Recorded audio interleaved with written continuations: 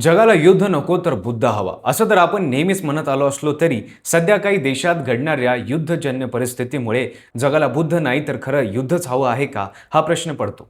नमस्कार, मी पंकज आणि तुम्ही पाहताय कसं काय. काल अमेरिकेच्या आणि इस्रायलच्या हल्ल्यात इराणने सर्वोच्च नेते अली खामेनी यांचा मृत्यू झाला. या घटनेत केवळ इराणमध्येच नव्हे तर जागतिक पातळीवर खळबळ उडवली आहे. 8 महिन्याच्या आत इराणवर झालेला हा दुसरा मोठा हल्ला मानला जातो. अमेरिका फर्स्ट या घोषणेसह सतत आलेल्या ट्रम्प यांनी फॉरएव्हर वॉर पासून दूर राहण्याचे वरवर आश्वासन तर दिले होते, मात्र या कारवाईने असे दिसून येते निवडणूक जिंकून येण्यापुरते ते आश्वासन होते. अमेरिकेने हल्ल्याद्वारे आपली लष्करी ताकद दाखवली असली तरी त्याचे परिणाम किती दूरवर जातील याचा फक्त आपण अंदाजच बांधूया.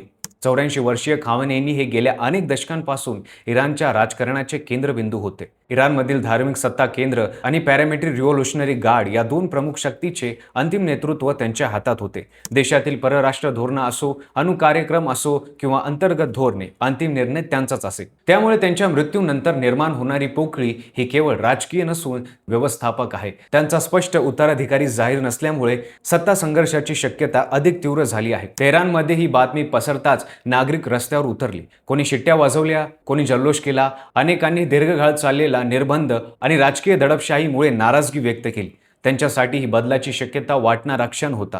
पण दुसरीकडे हजारो लोक शोकमग्न होते. राज्य दूरदर्शनने 40 दिवसांच्या दुखट वाट्याची घोषणा केली आणि 7 सार्वजनिक सुट्ट्या जाहीर केल्या. सर्वोच्च नेत्यांच्या निधनानंतर त्यांचे विचार आणि त्यांचे मिशन विसरले जाणार नाही, उलट अधिक जोमाने पुढे नेले जाईल असे काही स्थानिक नेत्यांनी सांगितले. या घटनेनंतर इराणने देखील त्वरित प्रत्युत्तर हल्ला केला. दोन्ही देशातील या हल्ल्याची आणखी परिस्थिती चिघळण्याची शक्यता वाढली आहे. इराणच्या राष्ट्रीय सुरक्षा परिषदेचे सचिव अली रालिजानी यांनी सोशल मीडियावर इशारा दिला की इस्रायल आणि अमेरिका त्यांच्या कृत्याबद्दल पश्चाताप करतील. या वक्तव्यामुळे तणाव अधिक वाढला जाणार आहे हे स्पष्ट दिसत आहे. आंतरराष्ट्रीय समुदाय सध्या अत्यंत सावध भूमिकेत आहे. युरोपियन राष्ट्रीय संयमांचे आव्हान केले असले तरी आता कोणता देश संयमी भूमिका घेईल या नवीन घडामोडीमुळे प्रादेशिक युद्ध भटकण्याची भीती आहे. खामेनी यांच्या मृत्यूनंतर इराणमध्ये पुढील नेतृत्व कुणाकडे जाईल हा प्रश्न अनुत्तरित आहे. धार्मिक परदेशातील वरिष्ठ आयतोल्ला, रिव्होल्युशनरी गार्ड मधील प्रभावशाली कमांडर किंवा एखादा तोडीचा व्यक्ती या सर्व शक्यता चर्चेत आहेत. मात्र जो कोणी पुढे येईल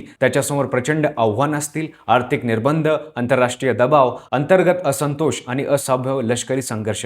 अमेरिकेसाठी हा निर्णय सोपा नाही. एका बाजूला त्यांनी इराणच्या नेतृत्वावर थेट प्रहार केला आहे, तर दुसऱ्या बाजूला संभाव्य प्रतिहल्लेचा धोका आहे. मध्यपूर्वीत अमेरिका तळ, इस्रायल सोबतचे संबंध या सर्व घटकांचा विचार करावा लागेल. अमेरिका फर्स्ट ही भूमिका आता कसोटी लागली आहे. जगातील तेल बाजार आणि आर्थिक बाजारपेठेवरही या घटनेचे परिणाम दिसू लागला आहे. कच्च्या तेलाच्या किमती चढ उतार झाले आहेत. गुंतवणूकदार अनिश्चिततेमुळे सावध झाले आहे. युद्धजन्य परिस्थिती निर्माण झाल्यास जागतिक अर्थव्यवस्थेवर त्याचे परिणाम होऊ शकतात. इतिहास सांगतो की एखाद्या प्रभावशाली नेत्याच्या मृत्यूनंतर देश 2 मार्गांपैकी एक निवडतो: अधिक कठोर आणि आक्रमक धोरण किंवा संवाद आणि सुधारणा. इराण कोणता मार्ग स्वीकारेल हे पुढील काही दिवसात स्पष्ट होईल. मात्र सध्या तरी वातावरण तणावपूर्ण आहे. तेहरानच्या रस्त्यावर एकाच वेळी जल्लोष आणि शोक दिसत आहे. मशिदींमध्ये प्रार्थना सुरू आहे, तर काही तरुण सोशल मीडियावर बदलाची चर्चा करत आहेत. सीमा भागात लष्करी हालचाली वाढल्या आहेत. जगाचे लक्ष आता इराणकडे लागले आहे. ही घटना केवळ एका नेत्याच्या मृत्यूपुरती राहिली नाही. ती जागतिक शक्ती संतुलन, प्रादेशिक राजकारण